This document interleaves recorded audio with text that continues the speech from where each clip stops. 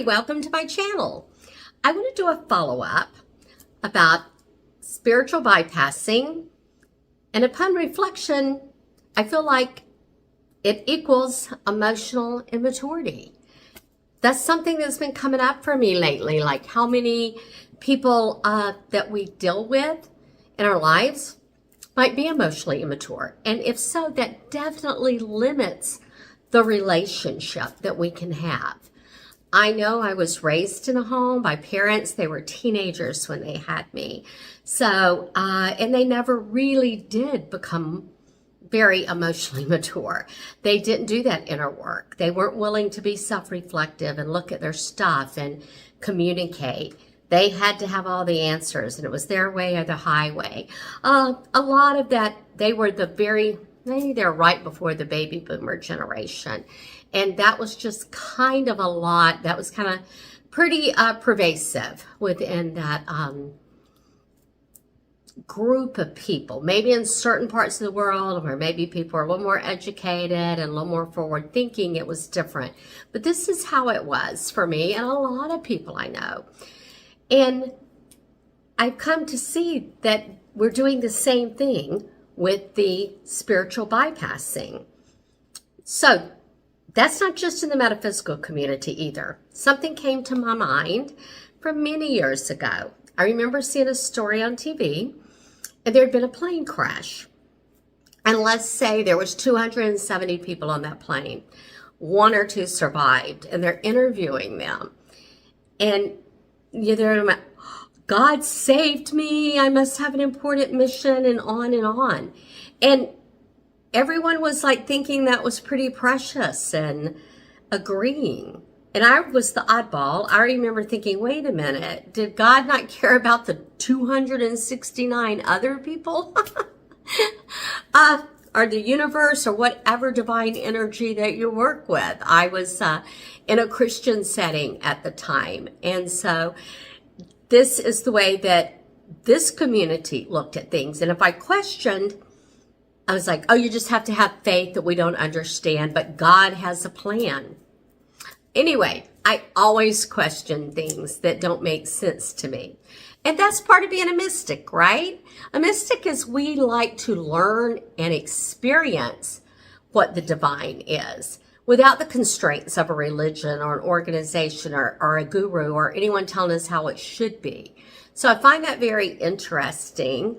And I hope to attract many more mystics, and let's have these deeper conversations. Emotional, which brought me to emotional maturity, like to really make the most out of our life, we have to develop this. And I remember, like I had been, it was after my second marriage, and there'd been a couple of boyfriends in between. And I remember thinking, okay, who's the common denominator? Moi.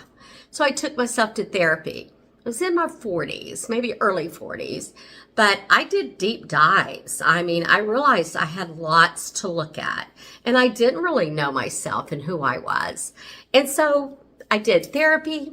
I read, I don't know, hundreds of books. I did retreats, many things, wanting to expand my consciousness, because I really think that's what this life is about. I jotted down a few things because I didn't want to forget. I'm intuitive and I get to rambling. I don't think I'll ever use a script. That's just kind of not me. I might have notes, but I like to feel like we're having a conversation. So emotional maturity is being willing to do that inner work and self-reflection. Do you know a lot of people and you think they're just not, I think they go away with and never even rethink a situation. It's about accepting reality. Think about my plane crash. Maybe it was very unfair that happened, period. Like, let's not deny or distort reality. Got it? Okay. Emotional maturity, ability to regulate your own emotions. So that's something that I had to work on because I was raised in a family where, it was kind of like to get a word in edgewise, you just had to be louder and more assertive. Excuse me. And I'm a Sag rising. That's a fiery energy. I can get triggered. But here's the thing. I'm aware of it. So I definitely work on that. Have to be willing to resolve conflicts instead of just ignoring them.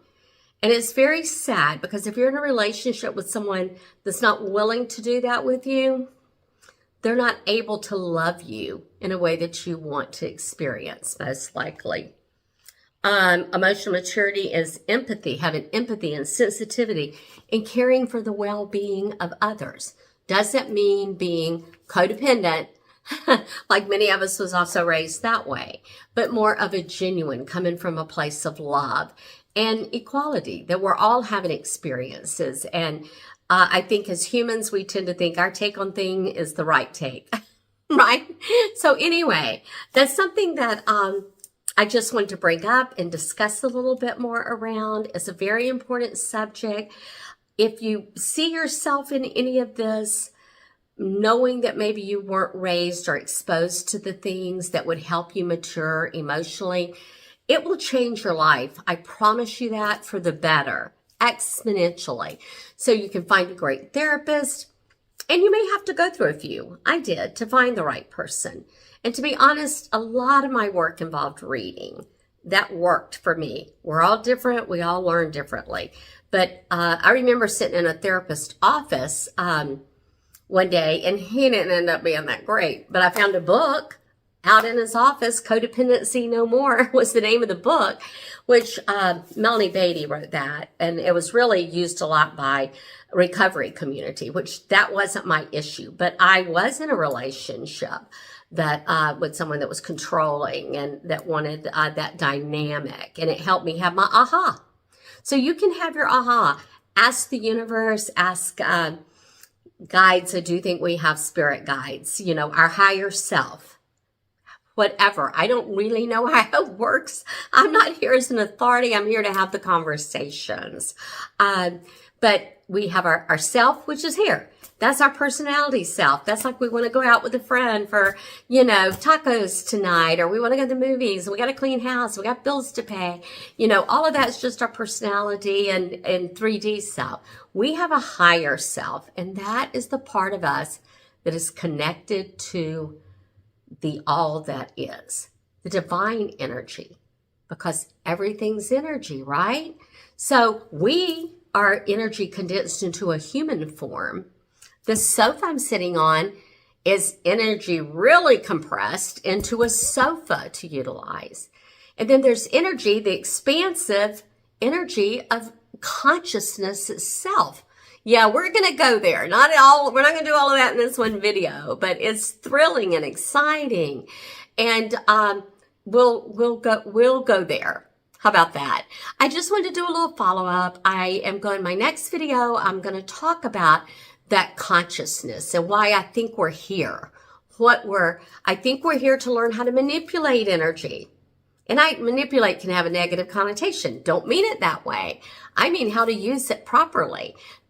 And not because there's a right way and a wrong way, but what's for you.